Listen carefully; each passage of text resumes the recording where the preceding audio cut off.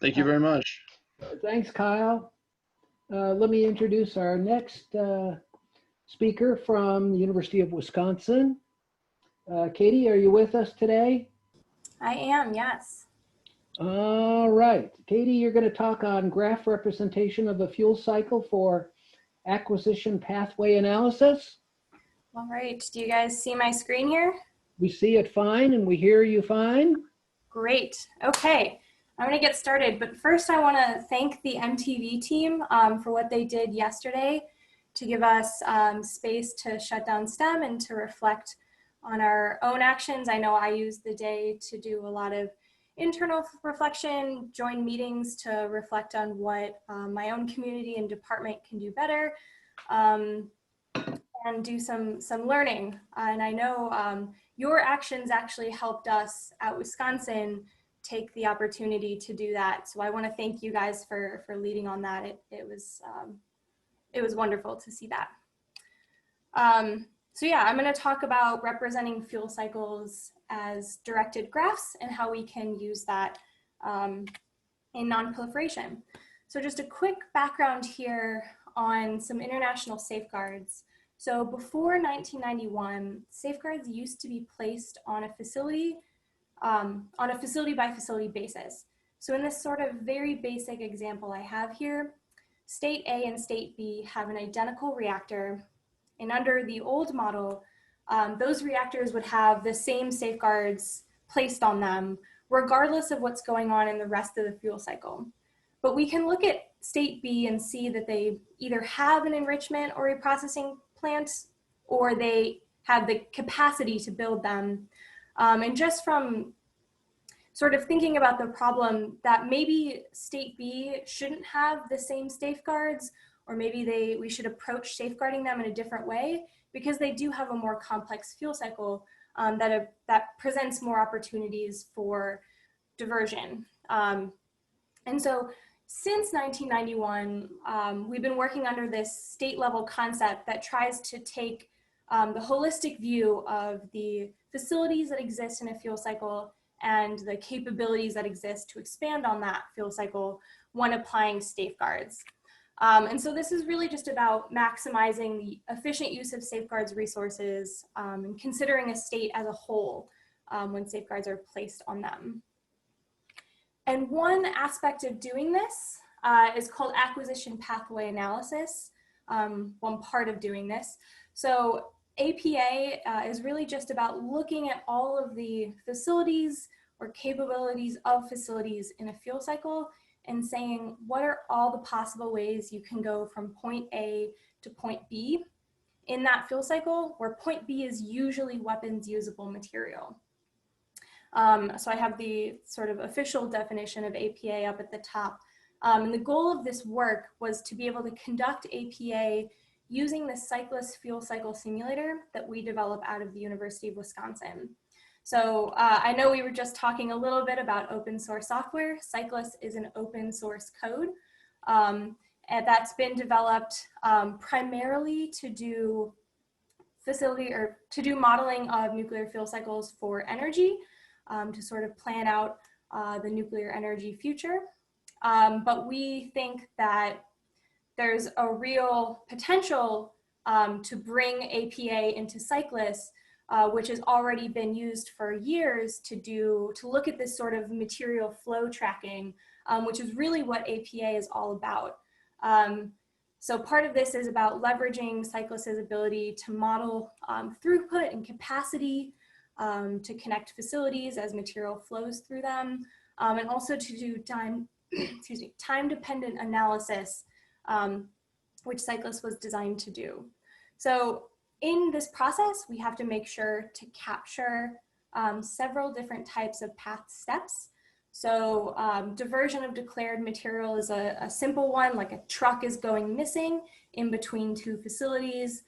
Misuse of a declared facility, such as an enrichment plant, maybe enriching material beyond what they've declared, beyond the level that they've declared. A completely clandestine facility, so a reprocessing facility that's not been declared to the IAEA, or a completely undeclared import of material. And so it's important that we're capturing all of these different types of path steps in our code. So this is important to quantify state level fuel cycle safeguardability. And this project was actually specifically designed to address one of the IAEA research and development objectives to make sure that we can study state evaluation, we can enhance the IAEA's ability to evaluate states' capabilities and to safeguard them in an as objective way as possible. So to talk a little bit about the code I built, I have to explain how Cyclist works a little bit. So Cyclist is meant to emulate a competitive market. So you have this framework in which facilities are added, and each facility can say, I am looking for this type of material, like I'm asking for natural uranium, and then they can say, and I will produce low enriched uranium. And then at every time step, Cyclists will find the optimal way for material to flow through that fuel cycle. Now that's really beneficial when you're trying to design an efficient nuclear energy system, but in non-proliferation, we don't just care about the optimal way for material to flow. We want to make sure that we can safeguard all possible ways to step through the fuel cycle. So the way that I address this is by adding a tool that I call Trail Map on top of Cyclist. So we use the same base input file as a Cyclist input file, but we build a directed graph of all of the possible ways that material can flow. And then from there, you can start to enumerate pathways and then analyze them in various ways. And eventually we are going to actually run Cyclist as well and take advantage of the benefits that Cyclist can provide in our analysis. So here I have a very simple example of a state that would have just a handful of facilities representing a civilian and a military fuel cycle that share the same front end, mining, milling, and conversion. And then there's the potential for some diversion from the civilian enrichment to the military enrichment facility. This is based off of some work that another person in my research group did with some slight modifications. But one of the things that we can do is just enumerate what are all the different ways you can step through this fuel cycle. I've listed them below. And then again, the important part is to be able to do analysis on top of that, not just to end up with a huge list of pathways. So the bolded lines are the lines that end up going to this sort of dummy facility that collects highly enriched uranium and plutonium. So you can see there are 3 through this small fuel cycle here. And then I highlighted one in red that the code can say, hey, this is the shortest pathway to end up with weapons usable material. And now, like I said, this is a pretty small toy problem that's really meant to just demonstrate some of the basic capabilities that we've built into Trail Map. But the nice thing about this code is that it was designed to work with any fuel cycle, any set of facilities that you could build. So even if you gave the code a fuel cycle with hundreds of facilities, many different types of reactors and all sorts of stuff like that, and maybe the reprocessed material went back into the reactor, that you could still do this exact same sort of analysis. So even though a human could easily replicate what I did here, this is really scalable to take on any sort of fuel cycle. So I mentioned before how important it is to do, for this to be objective and reproducible. Much of the way that the state level concept is implemented today at the IAEA relies heavily on expert judgment, which has the potential to be accused as subjective or political. And so bringing in codes like this that work the same way every time, especially that are open source and anyone could see this is exactly how the code works, that's a real benefit to be able to produce the same output every time and to treat every state the same way in the analysis. I think this is also beneficial because it brings in this expertise in nuclear fuel cycle simulators. As I mentioned before, that's an area of work that's been going on for years now, and especially in the nuclear energy community. But there hasn't been too much overlap with non-proliferation. So I think this is just a good opportunity to continue to bring those two communities closer. I also really want to thank MTV. I've had so many opportunities personally and helping my research through the MTV. So in fact, this project was developed out of the predecessor CVT. I had a Los Alamos internship several years ago where I learned about acquisition pathway analysis, and it gave me the opportunity to take the first steps to say, hey, do we think that this is something that we should bring back to fuel cycle modeling at Wisconsin? And the answer was yes. So this project wouldn't have even existed without CVT. So I'm super grateful for that. I'd also plan to go back to Los Alamos in 2021, hopefully in person. I mean, we don't know for sure yet, but I'd like to go back and continue to partner with them. They have so much valuable expertise that I just can't get at the university. We also hosted a fuel cycle facility modeling workshop in Madison at the University of Wisconsin last year, and I got to meet a lot of great people that I didn't know or I only had heard of before but hadn't met in person, which even ended up leading to an internship offer. So that was a great sort of networking opportunity through MTV. And even the Student National Lab luncheon at the meeting a couple months ago, I took some really key feedback, and I'm going to implement some ideas that came out of that into my work. So yeah, MTV has helped me out in many different ways with this project and for me personally. So just to conclude, cyclists and the module trail map I built on top of it can conduct the basic concept of acquisition pathway analysis using the cyclist input structure, which is really exciting that we got to this point, but there's a lot more work to do. So I mentioned that there's going to be all these different types of analysis tools, and I want to make sure that I'm implementing things that will actually be useful. So I'm going to look to feedback. This is a great time to partner with the national labs and say, if you were using this code, what would you want to see?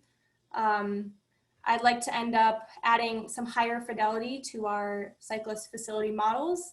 Right now, there's not really a way for material to be diverted in the middle of a facility. And so we want to sort of add some higher fidelity so we can have the concept of material balance areas, and be more useful as some feedback I've received about the project. And eventually I'd like to work towards a goal of adding some notion of safeguards. So inspectors going in with detectors and taking swipes to do destructive analysis. I'd like to be able to model that to do a more comprehensive sort of analysis of a fuel cycle. So that's where we're headed. Want to thank MTV again, and also the NNSA's Nuclear Nonproliferation International Safeguards Fellowship Program that funds me as well. If anyone has any questions, please let me know. All right, Katie, thank you so much for that very informative talk. I think I'm hearing a lot of clapping going on in the background, so that's a good sign. Let me see. Here's a question from Kyle. Would this modeling be able to take input from remote detection to weight other paths based on detected signatures? Yeah, so that sort of goes back to this idea of safeguards that I'd like to be able to do. It would be really interesting to actually simulate input coming in from detectors and then use that in the analysis. I think that's very much in my plan of things I'd like to work towards, but we're definitely not there yet. But good question. Yeah, That would be a nice, it would be a nice capability to add, wouldn't it? Yeah. Who at Lanel are you working with? So I was working with Rian Baran before he went on loan to the Pentagon. When I go back, I think I'll be working with Paul Mendoza in NEN1. Okay, good. Do you, is there any interaction with Department of State on this? There is not. I'm not sure if they would be interested in something like this. I don't personally have any contacts with them, but they might be. Yeah, it seems like this would be part of, you're starting to tiptoe, and Lanel is the right place to handle this. Tiptoe over into an area that has some other, that would interest other groups as well, besides just our NNSA friends. So, and Lanel would be aware of those. So there may be other sources of information that you might be able to include in your work. The question. Yeah, David. Hi, this is Sarah here. You see Hi. me? Katie, very nice presentation. Thank you. Thank you. And along Professor Weehy's question, I was thinking IEA. You mentioned IEA a couple times in your talk. I think they would be very interested in hearing about your developments and wondering if you had any connections there yet. Yeah, so yeah, like I said, I'm funded by the NNIS Fellowship, which requires that my work be designed to benefit the IAEA. I was there in December for an unrelated sort of conference, but while I was there, I got to visit the Vienna University of Technology, and I met some people there that were interested in maybe partnering because they have a close relationship with the IAEA. So there's definitely been thoughts of working with them or with them in a sort of roundabout way through the Vienna University of Technology, but haven't formalized anything yet. Great, very good. Thanks, Katie. Thank you. Yeah, I think I can think of some interesting test problems to run. And the person who might be interested, who might be a nice collaborator with you is our very own Professor Glaser at Princeton. Are you familiar with his work? Yes, and my group has worked with him recently. In fact, the sort of example I had earlier of this sort of military and civilian simplified fuel cycle was actually modified from some work that my group was doing with them. So I haven't personally worked with his group, but my research group has collaborated with theirs, so there's definitely potential there. Yeah, I think you would enjoy meeting him and working with that particular group. There's some very bright people who would be very interested in supporting your work coming out of the Princeton group as well. Other questions for Katie? Wonderful talk. Thank you. Now, do you use machine learning? Because that seems to be everybody's using machine learning these days.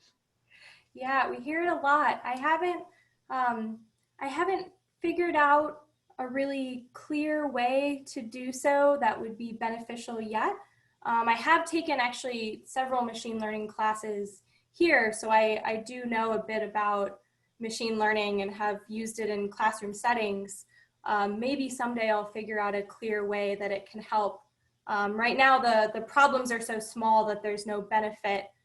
We don't have the sort of big data that machine learning can really help with, but maybe someday we'll get there with maybe with the introduction of safeguards and stuff like that. There'll be a more clear way to use it.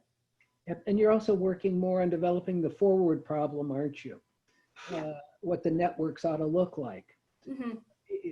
So you're a little early in the process for maybe applying that. Any other questions before we let Katie off the hook today?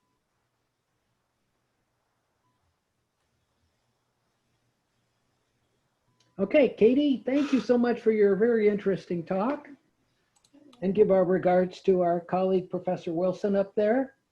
Yes, I will.